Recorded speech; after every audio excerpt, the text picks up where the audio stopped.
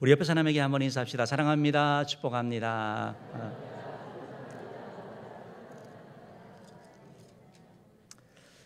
감사합니다. 감사하고요.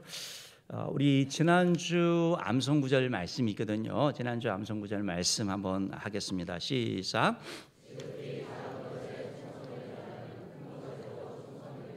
지극히 작은 것에 불의한 자는 큰 것에도 불의하니라.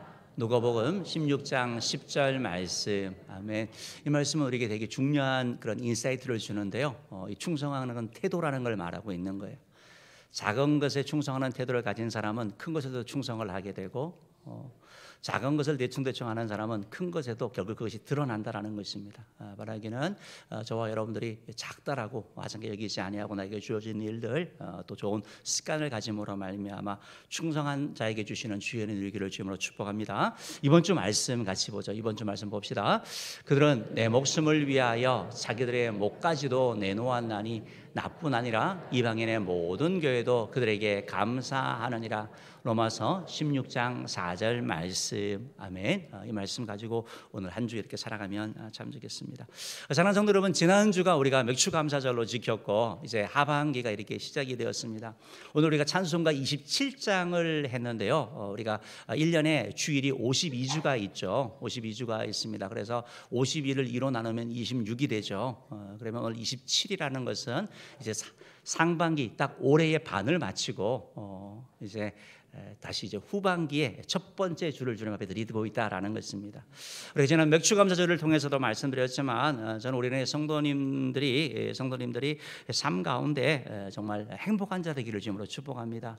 여러분이 지혜로운 자가 되기를 바라고 인생을 살아가면서 승리하는 자 되기를 바랍니다. 여러분 혹시 그런 걸 원하세요? 내가 조금 더 행복하기를 원하고 내가 좀 이렇게 승리하고 싶고 내가 정말 좀 지혜로운 사람이 되고 싶으세요? 그럼 비법을 알려드릴까요?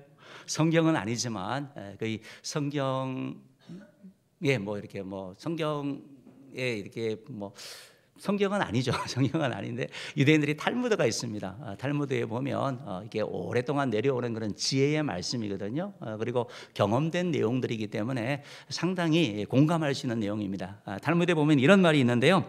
세상에서 가장 현명한 사람은 배우는 사람이고 세상에서 가장 강한 사람은 자기를 이기는 사람이고 세상에서 가장 행복한 사람은 범사에 감사하며 사는 사람이다. 이 말이 있습니다. 다시 말씀드리면 여러분 현명한 자가 되고 싶습니까? 그럼 여러분 배우시면 되는 거예요. 내가 만나는 사람들에게 좋은 거를 배우면 되는 거고요. 안 좋은 거는 반면교사로서 나 저렇게 하면 안 되겠다 하면서 여러분 배워나갈 때 여러분이 점점 세월이 지날수록 더 현명한 사람, 지혜로운 자가 되어져 갈 것입니다.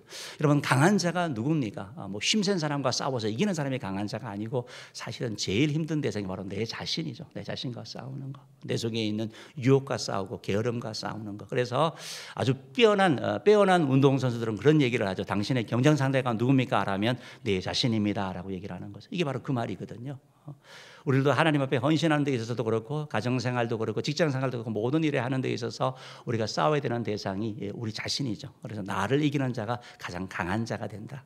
그래서 말하기는 저와 여러분이 이제 예수를 믿으면서 점점 이렇게 정말 주님을 닮아가는 그런 일들이 있기를 바라고 우리를 자꾸 이기게 되면 우리 속에 뭐가 나타나냐면 예수 그리스도의 형상이 드러나는 거죠. 그런 삶이 되기를 축복합니다.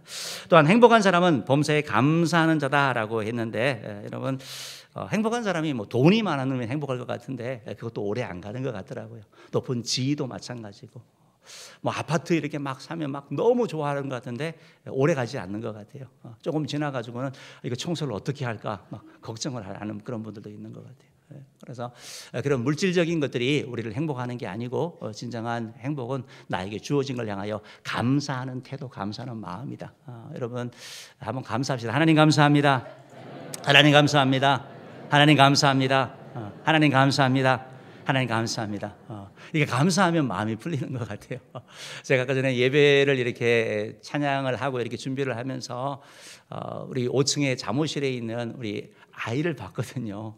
아이를 이렇게 엄마하고 아빠하고 같이 와가지고 이제 뭐 돌은 조금 얼마 전에 돌 잔치를 했네요. 그러니까 돌 지나는 아이들이 이렇게 보는데 그냥 얼굴에 미소가 그냥 저절로 들더라고요. 그래서 표정이 밝아지는 것처럼 여러분 우리가 하나님께 감사하면 좀 무거웠던 짐들도 마음들도 이렇게 바뀌게 된다는 사실을 기억하시고 감사함으로 말미암아 행복한 삶을 살아가는 자 되기를 주님으로 축복합니다.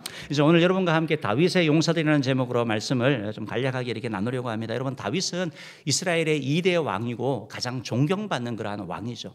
이스라엘의 왕, 가장 선한 왕이었다고 얘기를 하고, 다윗은 예수 그리스도를 이렇게 상징하는, 어떻게 보면 그런 존재가 바로 다윗입니다. 다윗은 백성들에게 사랑을 받고 존경을 받았을 뿐만이 아니고 하나님에게도 많은 은혜를 입어서 하나님이 다윗을 보면서 이는 내 마음에 합한 자다라고 말하는 것처럼 완전한 자가 아니라 넘어지고 실수하지만 바로바로 회개하고 그의 마음의 중심이 늘 하나님께 있었던 사람이 바로 다윗이죠. 다윗의 이런 은혜 가운데, 그래서 이스라엘 나라가 다윗이 통치할 때 정말 태평성대를 누렸습니다. 그래서 성경에는 다윗이 통치할 때를 표현하면서 이스라엘 백성들이 포도나무와 무화과 나무 아래 거하였다라는 표현이 있거든요. 포도나무와 무화과 나무는 정말 평화로운 거, 넉넉한 거, 풍성함을 나타내는 것이죠. 그런데 다윗이 이런 나라를, 다윗 왕국을 이렇게 풍성하게 만든 데는 다윗 혼자 한 것이 아니고 함께하는 사람이 있었다라는 것입니다. 그래서 성경을 보면 다윗의 용사들로 표현하는 그런 사람이 있었는데요, 바로 그 사람들을 통하여 이렇게 이루어지는 거죠. 여러분, 우리가 은혜교회도 지금까지 오늘 39주년을 이렇게 맞이하여 넘어오는데, 지금까지 개척에서 이렇게 오기까지 올로 목사님 혼자 하신 것이 아니라 우리 장로님, 권사님, 집사님, 성도님들, 우리 청년들, 그런 눈물의 기도가, 헌신 함께해서 만들어졌다는 사실을 여러분 꼭 기억하셔야 되는 거예요. 하나님의 일은 함께 항상 하기를 원한다라는 것이죠.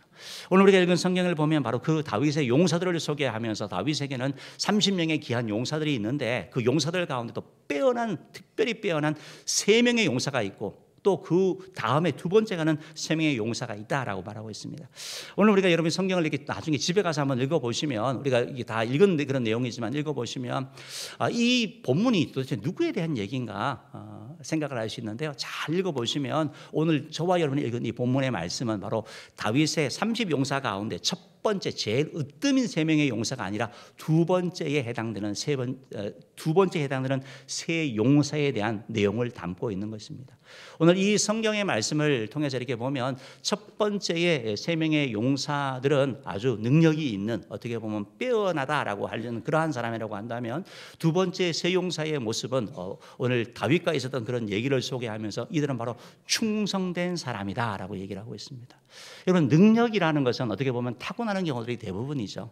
타고나고 선천적인 것들이 사실은 참 많은 걸 보게 됩니다.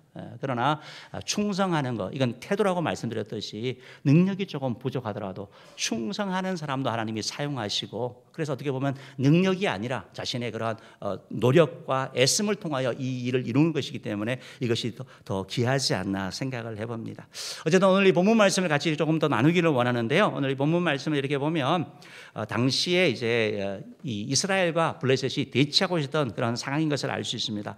역대상 11장 15절 16절 말씀 한번 읽어보겠습니다. 읽어봅시다. 30 우두머리 중 세 사람이 바위로 내려가서 아둘람 굴 다윗에게 이를 때 블레셋 군대가 르바임 골짜기에 진쳤더라. 그때에 다윗은 산성에 있고 블레셋 사람들의 진영은 베들레헴에 있는지라. 예, 다윗의 30용사 우두머리라고 표현되는데, 우두머리를 오늘 우리 식으로 얘기하자면 장군들 이렇게 표현될 수 있을 거예요. 그러니까 용사들 중에 용사들, 그 가운데 3명이 다윗에게 내려갔다라고 표현을 하고 있는 것을 보게 됩니다.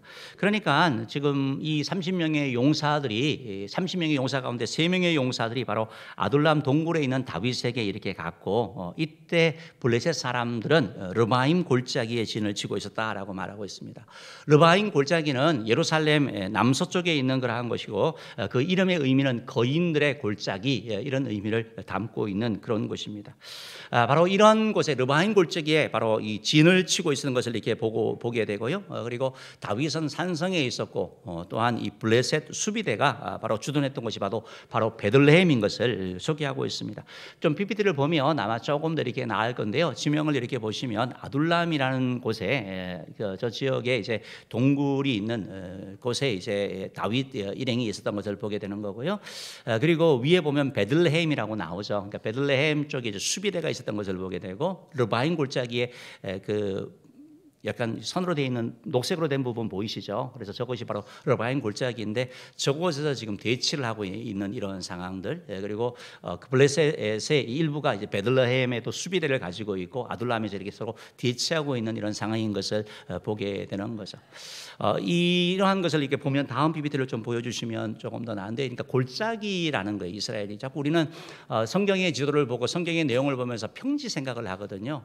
그래서 우리나라도 뭐 산이 많은 것처럼 이스라엘도 나중에 이제 가서 보시면 산악이 이렇게 많고, 그래서 골짜기 어떤 이런 부분들, 그래서 골짜기를 중심으로 일들이 벌어지게 되는 것을 보게 되는 것입니다. 어쨌든 이 세 명의 그 용사들이 다윗에게 오자 다윗이 그들을 보자 마음이 놓였는지, 그들의 마음이 편해졌는지 그들에게 대하여 무심코 이런 말을 합니다. 17절 말씀 한번 읽어볼게요. 다윗이 갈망하며 이르되 베들레헴 성문 곁 우물물을 누가 내게 마시게 할꼬 하매. 그 다윗이 그냥 가볍게 한 건 아니라 정말 좀 먹고 싶다, 갈망해서 정말 원한다라고 표현하면서, 야, 나 베들레헴 성문에 있는 우물물을 좀 먹고 싶은데 누가 그거 나 먹게 해주지? 이렇게 얘기를 한 거예요. 이런 얘기를 듣자 이제 이 세 명의 용사의 반응이 나타나는데요. 17절 말씀, 18절 말씀인가요? 한번 읽어봅시다. 18절 말씀 읽어봅시다. 이 세 사람이 블레셋 사람들의 군대를 돌파하고 지나가서 베들레헴 성문 곁 우물물을 길어 가지고 다윗에게로 왔으나 다윗이 마시기를 기뻐하지 아니하고 그 물을 여호와께 부어 드리고. 이렇게 말씀하고 있죠. 그러니까 그 말을 듣자마자 베들레헴으로 간 거예요. 왜 베들레헴이라는 것은 떡집이라는 의미를 가지는데, 베들레헴은 다윗의 고향입니다. 그래서 어린 시절 그곳에서 보냈어요. 그래서 잘 알고 있어요. 성문 옆에 있는 우물물이 먹고 싶었던 거예요. 그래서 과거의 추억 가운데 빠졌던 것이고, 그것이 먹고 싶다라고 이렇게 얘기를 하자 바로 세 명의 용사들이 가서 물을 이렇게 길러오는 그런 모습을 보여주는 것이죠. 우리 PPT를 한번 좀 보여주시면 되겠는데요. 어쨌든 갈 수 없는 그런 상황 가운데서, 지금 블레셋이 진치고 있으니까 갈 수 없는 상황 가운데서 세 명의 용사가 그 말을 듣고 가서 물을 가져오자 다윗이 그 물을 먹지 못합니다. 왜냐하면 그것이 얼마나 위험한 건지 알게 되거든요. 알고 있었던 거거든요. 그래서 그 물을 먹지 아니하고 이 물은 너희의 피다라고 말하면서 하나님께 드렸다라고 성경은 말씀하고 있습니다. 그러면서 이 사건을 통하여 이 일이 세 용사가 했다라고 말하면서 우리가 하는 얘기가 뭐냐면, 세 용사는 다윗에게 충성한 사람이다. 충성스러운 용사가 바로 이 다윗의 세 명의 사람이다라는 것을 우리에게 알려주고 있다라는 것입니다. 사랑하는 성도 여러분, 우리가 이제 오늘 설교 제목이 다윗의 용사들인데요. 다윗의 이 용사들을 통해서 우리가 어떻게 하나님을 섬기고 또 해나가지 이렇게 좀 교훈을 얻으려고 합니다. 우리가 이제 오늘 공동회를 이렇게 앞두고 있죠. 이제 오늘 오후 예배에 우리 장로님, 권사님, 장기집사님들이 이렇게 선출하는 그런 공동회를 앞두고 있는데, 누구를 뽑아야 하는가? 어떤 성도들이, 어떤 분들이 교회의 리더가 되어야 되느냐, 우리가 궁금해하는 그러한 것 아니겠습니까? 여러분들은 어떤 분들을 선호하십니까? 인물을 보고 뽑습니까? 아니면은 그 사람의 사회적인 직업이 뭐야? 어떤 일을 하는지 그걸 보고 뽑습니까? 아니면 나이를 보고, 역시 나이가 좀 있어야지, 아니 젊은 사람이 좋아, 나이를 보고 이렇게 하십니까? 아니면 평상시에 교회에 봉사하고 섬기는 걸 보면서 저분 참 많이 했더라, 아니면 저 사람 좀 똑똑한 것 같아, 뭘 보고 여러분은 선출을 합니까? 이제 오늘 우리가 이 말씀을 이렇게 보면서 이 다윗의 이 용사들의 얘기는 되게 중요한 메시지를 우리 가운데 주는데, 이들은 바로 충성스러운 사람이었다라는 거예요. 충성스러운 사람이었다. 여러분, 하나님은 어떤 사람을 원하는지 아세요? 하나님이 원하는 존재가 바로 충성스러운 자예요. 하나님은 충성하는 사람을 귀하게 여기는 거예요. 우리는 하나님, 내가 능력이 없습니다, 내가 지혜가 없습니다, 내가 힘이 없습니다라고 말하는데, 하나님은 그게 아니고 네가 충성을 하면 하나님이 감당하게 하시고 채워주시는 것을 보게 되거든요.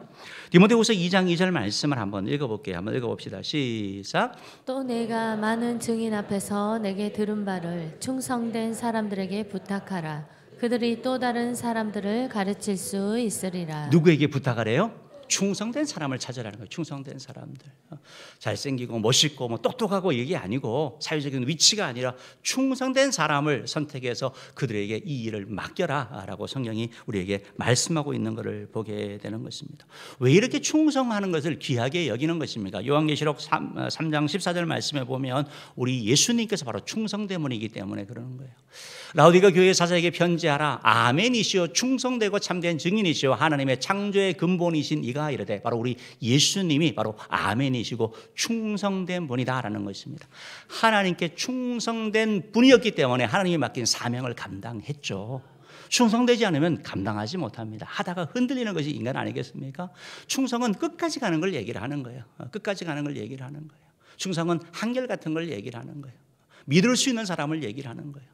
충성한다라고 얘기를 하는데 이 사람이 막 조석지변이라든지 작심삼일이라든지 왔다 갔다 하면 일을 맡길 수가 없는 거죠. 조금 부족하고 조금 연약하다 하더라도 믿을 수 있는 그러한 사람, 충성스러운 사람을 하나님이 기뻐하는 것이죠. 고린도전서 4장 2절 말씀에 보면 이런 말씀이 있는데요. 한번 읽어볼게요. 시작. 그리고 맡은 자들에게 구할 것은 충성이니라. 아멘. 아멘. 주님이 뭘 원하신대요? 충성을 원하신대요. 충성하면 열매가 맺히는 거예요. 열매를 맺는 게 아니고 열매가 맺혀지는 삶이 뭐냐? 주님께 충성할 때 맺혀지는 거예요. 우리가 기쁨이 언제 있느냐? 주님께 충성할 때 기쁨이 있는 거예요. 내가 맡은 찬양대의 일, 봉사의 일, 어쨌든 힘든 가운데서도 묵묵히 해나가면 하나님이 주시는 기쁨과 즐거움이 있는 거거든요. 우리 직분도 마찬가지예요. 내가 직분을 하나님 앞에 감당하려고 할 때 하나님이 그런 충성할 때 하나님이 기쁨과 즐거움과 평안과 기적을 행하신다는 사실을 기억하시기를 주님으로 축복합니다. 사랑하는 은혜의 성도 여러분, 주님께서는 우리가 이렇게 충성하고 헌신하면 우리에게 뭐라 그러는지 아세요? 마태복음 25장 23절 말씀 한번 읽어볼게요. 읽어봅시다. 시작. 그 주인이 이르되 잘하였도다 착하고 충성된 종아, 내가 적은 일에 충성하였음에 내가 많은 것을 내게 맡기리니 내 주인의 즐거움에 참여할지어다 하고. 아멘. 아멘. 제가 좋아하는 구절인 거 아시죠? 엄청 반복 많이 하잖아요. 따라합시다. 잘하였도다 착하고 충성된 종아. 이런 칭찬 받으시기를 주님으로 축복합니다. 주님 앞에 갔을 때 이 말 들으셔야 되는 거예요. 이 반대가 뭔지 아시죠? 악하고 게으른 종아. 악하고 게으른 종아. 우리가 착하고 충성된 종이 되어서 정말 주님 앞에 칭찬받기를 바랍니다. 요한계시록 2장 10절 말씀에 보면 내가 죽도록 충성하라 그러면 내가 생명의 관을 내게 줄 것이다. 하나님께서 충성한 자에게 은혜 주신다라고 축복하신다고 말씀하고 있다라는 것입니다. 사랑하는 여러분, 저와 여러분들이 이렇게 충성한 자 되기를 주님으로 축복합니다. 우리 동작구가 충효의 고장입니다. 충효의 고장. 동작구에 국립묘지가 있지 않습니까? 나라를 위해서 충성한 사람, 목숨 바친 사람 있죠. 그리고 또한 옛날에 우리 교회가 처음 시작할 때 사육신묘 앞에서 시작을 했거든요. 사육신도 절기를 지킨 충신들이죠. 충신들. 그래서 그런지 우리 교회에 이게 충성하는 사람들이 많아요. 이번에 우리 그 후보자들 이렇게 쭉 제가 봤거든요. 보니까 장로님들 후보자들 가운데 최소 십수년 그냥 꾸준히 봉사하는 그런 분들. 제일 오래되신 분으로 보니까 36년 동안 있는 분이 있어요. 그냥 묵묵히 왔다 갔다 하는 게 아니라 그냥 꾸준하게. 바라기는 저와 여러분도 주님 앞에 충성하고 그래야 주께 인정받고 또 칭찬받는 그런 자기를 주님으로 축복합니다. 그러다 그러면 오늘 다윗의 용사들은 무슨 얘기를 하느냐? 충성한다라는 걸 여러분 우리가 어떻게 표현할 수 있고 어떻게 알 수 있을까요? 오늘 본문 말씀을 통해서 세 가지 얻으려고 하는데요. 여러분 충성하는 사람은 바로 주인의 말에 반응하는 자예요. 오늘 다윗의 용사들은 다윗의 말에 반응하는 자였어요. 다윗이 한 그 어떻게 보면 가볍다 말할 수 있는 무심코 한 그런 말들, 그 말을 귀 기울이고 거기에 움직이는 자들이 바로 다윗의 용사였다는 것을 우리가 알 수 있습니다. 바로 다윗의 이런 삶들이 그 가운데 있는 것을 이렇게 보게 되거든요. 그러니까 다윗의 이런 그 삶을 이렇게 보면서 다윗의 용사들이 다윗이 누가 나에게 베들레헴 우물가 옆에 물을 마시게 알고 그냥 못 들은 척 하면 되잖아요. 지금 베들레헴에 지금 블레셋이 수비대가 있는데 그런데 이들은 그 말을 들었습니다. 그리고 그 말에 대하여 반응합니다. 즉시 내려갔다라고 성경은 바로 내려갔다라고 얘기를 하고 있는 것을 보게 됩니다. PPT 한번 좀 보여주시면 이것이 이제 이거 말고 베들레헴 우물이 혹시 있지 않나요? 뭐가 없나요? 이전에 거? 예. 이것은 정확한 건 아닌데 지금 저기 베들레헴 지역에 있는 저것이 베들레헴의 그 다윗의 우물이다 이렇게 얘기를 해요. 그래서 저기에 대해서는 좀 그렇지만 어쨌든 그러니까 저 우물을 가져 갔던 거예요. 그러니까 당시에 그래서 베들레헴에 있었던 우물이니까요. 그래서 저것이 맞지 않나 이런 분들도 있는 것 같습니다. 어쨌든 그래서 성경 부분에 있는 부분을 저렇게 한번 살펴봤고요. 그러니까 베들레헴에 가가지고 그곳에서 어떤 물을 이렇게 길러 오는데 다윗의 말을 가볍게 여기지 아니하는 거예요. 여러분, 충성한다라는 것은 우리가 주님 앞에 충성한다는 것은 주님의 말씀에 반응하는 걸 얘기를 하는 거예요. 하나님의 말씀을 많이 듣는데 듣고 다 흘려버리는 사람이 아니고 그 말씀을 지키기 위해서 그 말씀으로 살기 위해서 노력하는 사람, 그 사람이 바로 충성된 사람 아니겠습니까? 충성을 어떻게 합니까? 하나님의 말씀에 어떻게 반응하느냐, 말씀을 얼마나 가까이 하고 말씀을 읽고 어떻게 살아가느냐, 이걸 통해서 우리가 그러한 부분을 알 수 있다라는 것입니다. 우리가 여러분 힘써야 되는 주님이 주신 당부의 말씀이 무엇입니까? 여러분, 우리가 제일 신경 써야 되는 말씀이 뭡니까? 주님께서 우리에게 주신 지상 대계명, 어떻게 보면 대명이라고 말할 수 있는 제자 삼으라, 복음 전하라, 이 말씀. 그래야 여러분, 교회는 복음 전하는 교회가 되어야 되는 것이고, 저와 여러분들이 중직자가 되고 교회에 직분을 받고 교회 일꾼이라고 하는데 하나님 나라 확장에 대해서는 전혀 관심이 없어요. 그냥 나 혼자 잘 먹고 잘 살고 여기만 있다고 한다면 뭔가를 놓치고 있다는 것이죠. 우리가 주님이 우리에게 하신 말씀, 하늘과 땅의 모든 것을 내게 주셨으니 그러므로 너희는 가서 모든 족속으로 제자를 삼아 아버지와 아들과 성령 이름으로 세례를 주고 내가 너에게 분부한 모든 것을 가르쳐 지키라는 말씀을 우리가 무겁게 받아들이는 것, 우리가 이 말씀을 귀하게 여기는 자들이 되고 이걸 위하여 기도하고 애쓰는 자들이 되어야 되는 거죠. 또한 예수님께서는 구약과 신약을, 구약의 가르침을 요약을 하시면서 하나님을 사랑한다, 하나님을 사랑해라, 그리고 이웃을 사랑해라라고 말씀하지 않습니까? 우리가 예수 믿으면서 내 자신도 물론 사랑해야 되고요, 그리고 우리 하나님도 사랑해야 되고 우리 주변에 있는 이웃도 그렇게 사랑하기를 바랍니다. 가정에서, 여러분이 거하는 가정에서 사랑이 흘러넘치기를 바랍니다. 아내를 사랑하고 남편을 사랑하고 자녀를 사랑하기를 바랍니다. 여러분이 거하는 직장에서도 그런 삶을 살아갈 때 여러분은 충성스러운 예수의 제자가 되는 거예요. 그걸 통해서 알게 되는 거예요. 저 사람 교회에 다녀. 그게 아니고 그렇게 살아갈 때 주님이 영광 받으시고 주님이 높임을 받는다는 것입니다. 그래서 다윗의 용사들은 다윗의 말에 반응하는 자들이었다. 충성하는 사람은 예수님의 말씀에, 성경의 가르침에 반응하는 자입니다. 두 번째로 다윗의 용사들을 통해서 얻는 교훈은 뭐냐면 다윗의 용사들은 함께하는 자들이었습니다. 함께하는 자들. 이 우물물을 길러 가는데 여러분, 혼자 가서 내가 가서 공을 세워야지 하는 게 아니고 다윗의 그 말을 듣고 세 사람이 같이 움직이는 거예요. 처음에 아둘람 동굴로 올 때도 세 사람이 같이 왔고, 저 베들레헴으로 갈 때도 같이 가고, 적을 물리칠 때도 함께 물리치고, 그리고 함께 가져와서 이것을 다윗에게 드리는 거예요. 여러분, 이것이 무슨 말입니까? 협력하는 거, 함께하는 거. 우리가 주의 일을 감당할 때 나 혼자 할 수 있는 일들이 있지만, 그러나 협력해서 함께할 일들이 훨씬 많습니다. 하나님은 우리에게 이 협력해서 함께해서 하나님 나라를 이루라고 말씀하고 있거든요. 그런데 여러분, 이 함께하는 것이 얼마나 힘든지 몰라요. 특별히 오늘날은 더 힘든 것 같습니다. 함께하면 시너지 효과가 나타난다고 하는데 시너지 효과가 아니라 우리가 같이 하면 일을 망치는 경우들이 더 많다 보니까 그냥 나 혼자 다 할게라고 얘기를 합니다. 그래서 다 필요 없어, 나 혼자 다 한다고. 그래서 교회 일도 본인이 다 계속 하는 거예요. 그러면 이 일 저 일 계속 하다 보면 어떤 일이 생깁니까? 점점 지치고 힘들어지고. 그래서 그분들이 자주 부르는 찬양이 있죠. 무거운 짐을 나홀로 지고 견디다 못해 쓰러질 때. 쓰러져. 기쁨이 없습니다, 여러분. 혼자 하는 일은 기쁨이 없어요. 그러나 함께 할 때 기쁨과 즐거움이 있는 거예요. 함께 할 때 하나님께서 견디게 하시는 거예요. 여러분, 전도서 4장 12절 말씀을 보면 이런 말씀이 있는데요. 한번 읽어봅시다. 시작. 한 사람이면 패하겠거니와 두 사람이면 맞설 수 있나니 세 겹줄은 쉽게 끊어지지 아니하느니라. 아멘. 여러분, 우리가 혼자 신앙생활을 하면 우리는 사람이잖아요. 기계가 아니잖아요. 우리가 혼자 신앙생활을 하면 우리는 사람이잖아요. 기계가 아니잖아요. 우리가 혼자 신앙생활을 하면 우리는 사람이잖아요. 우리가 혼자 신앙생활을 하면 우리는 사람이잖아요. 기계가 아니잖아요. 영적인 침체가 온다고요. 피곤할 때도 오고 다 괜찮은데 갑자기 가정에 힘든 일이 생겨보세요. 봉사하고 예배드리기가 힘들어요. 그러나 내가 혼자가 아니라 함께하면 이겨낼 수 있다는 것입니다. 함께하면 우리가 넘어지지 않아요. 함께하면 일으켜줄 수 있는 힘, 그 힘이 어디서 나오냐? 함께할 때 이 일이 주어진다라는 것입니다. 우리 사람의 몸에 여러 가지 그런 기관이 있는 것처럼 교회도 여러 가지 다양한 분들이 있습니다.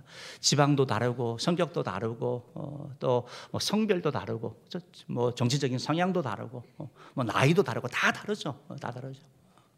그 다른 사람들과 함께하는 거 교회에서 배워야 되거든요. 교회에서 배워야 되는 거거든요. 하나님은 함께하면서 부딪히면서 우리가 성장하게 되는 거예요. 부딪히면서 서로 의지하게 되는 것이고 나하고 맞는 사람만 하고 지내면 너무 좋은데 그러나 영적인 성장이 없습니다. 변화가 없습니다. 4차 산업혁명 시대를 얘기를 하면서 중요한 요소 중에 하나가 협업이라고 얘기를 하고 있죠. 협업, 함께 일하는 거, 함께 일하는 거. 우리가 주의 일을 할 때 함께 해 나가야 된다는 것입니다. 특별히 우리 교회에 주신 사명을 감당할 때 우리가 함께 해 나가야 되는 거예요. 우리가 D7과 3300의 세계 비전을 향해서 같이 나가는, 이 일에 향하여 같이 나가는 거예요. D7과 3300은 혼자 하는 부분도 있고 함께 해야 되는 것입니다. 7명의 제자 삼는 일은 혼자 하는 일들이죠. 내가 예수님의 제자를 만들어가 내가 예수님의 제자가 되고 제자를 삼는 일을 해 나가는 것이죠. 더 나아가서 3000명의 제자가 되는 일 혼자 할 수 없습니다. 300명의 성사를 파송하고 후원하는 일 혼자 할 수가 없습니다. 이건 함께 해야 되는 거예요. 함께 해야 되는 거. 그때 하나님께서 영광 받으시는 것입니다. 사랑하는 성도 여러분, 다윗의 세 용사가 하나가 되어서 협력할 때 베들레헴의 우물물을 떠와서 다윗에게 기쁨을 줬던 것처럼 우리들도 함께 할 때 하나님 주신 비전을 이루게 될 줄 믿습니다. 바로 그런 한 사람의 나고자도 없이 함께 하는 자들, 함께 일하고 함께 웃고 함께 우는 그러한 자 되어서 정말 함께 기쁨을 맛보는 자 되기를 주님으로 축복합니다.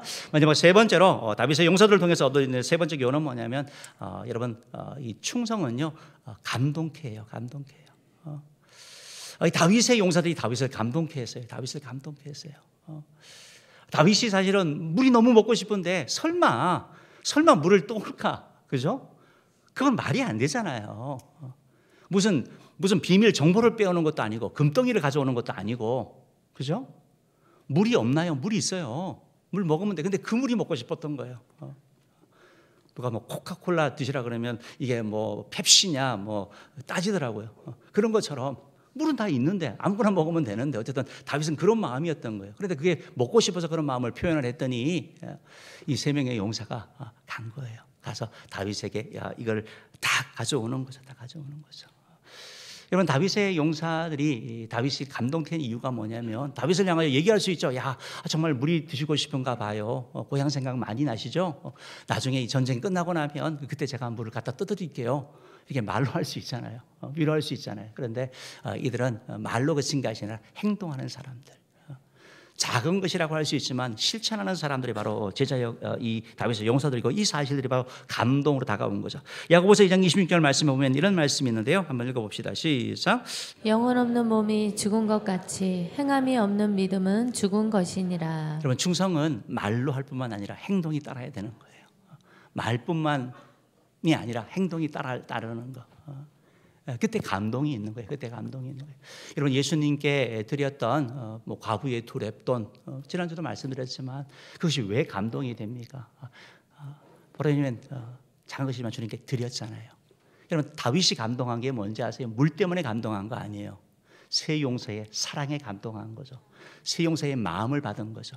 주님이 두 렙돈을 받는 게 아니라 그들인 그 존재를 받으시고 그 마음을 받으시는 것처럼 감동시키는 자들, 하나님 앞에 헌신하고 충성하고 나에게 주어진 일을 감당함으로 말미암아 주님의 영광 누리는 자가 되어야 되는 것이죠.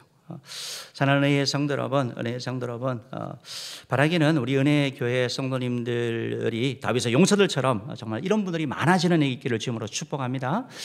주님의 말씀에 반응하는 자가 많아지기를 바랍니다. 말씀에 기뻐하고 말씀 때문에 정말 두려워 떨기도 하고 말씀에 정말 순종하기 위해서 내 자신을 치기도 하고 그리하여 말씀에 살아가는 자들이 많아지기를 바랍니다. 다윗의 용사들처럼 함께 일하는 자들, 협력하는 자들이 많아지기를 바랍니다. 내가 있는 삶의 자리에서 함께 일할 수 있는 것. 여러분 함께 일하기가 쉽지 않죠. 내 성격을 내려놔야 되기 때문에 그런 거죠. 그러나 함께 할 때 하나님께서 영광 받으시고 이 일을 가능하게 하신다라는 것입니다. 또한 다윗의 용사들처럼 다윗을 감동케 했던 것처럼 주님을 감동케 하는 이런 일들이 많아지기를 주님으로 축복합니다. 마지막 사진을 보고 설교를 마치겠는데요. 사진 한번 좀 보여주시면 좋겠습니다. 여러분, 하나님의 나라는 혼자 만들지 못합니다. 하나님의 나라는 함께 해야 됩니다. 그렇죠? 근데 하나님은 어떤 사람을 찾는다고 말씀드렸죠? 충성하는 사람을 찾는다고 말씀하고 있습니다. 충성하는 사람은 믿을 수 있는 사람이에요. 끝까지 가는 사람이에요. 똑똑한 사람을 얘기를 하는 거 아니에요. 감당하는 사람을 얘기를 하는 겁니다. 하나님은 충성하는 사람에게 은혜를 주시거든요. 그리고 그를 복 주시고 그에게 힘을 주시고, 내가 감당하려고 하면 하나님께서 능력을 주시는 거예요. 내가 물질이 없는데 내가 감당하려고 하면 하나님께서 물질도 주시고 힘도 주시는 거. 그리고 하나님은 충성하는 자에게 이 땅에서의 은혜와 천국에서 상급을 주신다라는 것입니다. 지금 사진을 이렇게 보고 계시는데 여러분 아마 폼페이 화산 폭발 사건 이렇게 들어보셨죠? 이탈리아에 그때 이제 화산이 이렇게 폭발했죠. 베스비우스 산이 이렇게 용을 뿜어내 가지고 그 폼페이라는 도시 전체가 다 이렇게 화산재에 덮였잖아요. 그리고 나서 나중에 발굴 작업을 하는 가운데 이제 사람들의 마음 가운데 여러 사람이 이게 다 죽은 거예요. 도망가다가 그냥 그대로 화산재에서 나온 그런 사람이 있었는데, 근데 사람들의 마음을 이렇게 좀 뭉클하게 했던, 감동시켰던 것이 있는데 뭐냐면 한 병사의 모습인 거예요. 병사가 창을 들고 그대로 덮인 그 모습이에요. 그 모습을 보고 바로 에드워드 포인트라는 분이 1865년에 충성이라는 제목하고 그림을 그린 거예요. 여러분 잘 보이시진 않지만 젊은 군인이잖아요. 군인은 지키는 거거든요. 소문을 지키는 거예요. 그런데 눈빛을 보면 두려움이 있어요. 그런데 창은 굳건히 잡고 있는 거예요. 자기 죄를 지켜나가는 거. 그래서 당시에 그 폼페이 도시가 사치 허영, 음란으로 말미암아 화산재로 뒤덮일 때 꿋꿋이 성문을 지키는 저 군인, 그리하여 저 그림의 제목이 충성입니다. 충성. 선언의 성도 여러분, 우리가 다 처한 상황이 다르고 환경이 다르죠. 그런데 참 문제는 뭐냐면 충성은 하고 싶은데 내 속에 충성할 능력이 없다라는 거예요. 정말 꾸준히 가고 싶은데 너무 약하고 함께 일하려고 하니까 너무 그냥 머리가 아프고 혼자 하는 게 편하고 그냥 행동을 통해 가지고 감동시키는 거 그냥 말로 하는 게 더 좋겠다, 이런 생각이 드는 이런 우리를 주님께서는 충성하지 못하는 자를 충성케 하시는 분이 바로 우리 주님이라는 거예요. 예수님께 나아가면 주님이 여러분을 충성하는 사람으로 만들어 주시는 거예요. 저는 은혜의 모든 성도님들이 주님 앞에 나아갈 때 하나님께서 힘을 주신다는 사실을 기억하시고 주님의 도우심으로 정말 충성하시기를 바랍니다. 내가 다 했다, 그런 상급이 없어요. 주님의 도우심으로 내가 나의 직분을 지키고 나의 가정을 지키고 나의 직위를 지키고 모든 걸 지켰습니다라고 고백할 때 하나님께서는 상급을 주실 줄 믿습니다. 또 이렇게 오늘 선출되는 우리 사랑하는 새로운 우리 장로님, 집사님, 권사님 모두도 정말 주님을 의지함으로 말미암아, 주님 주신 힘으로 말미암아 충성하는 믿음의 귀한 용사 되기를 주님으로 축복합니다. 기도하겠습니다.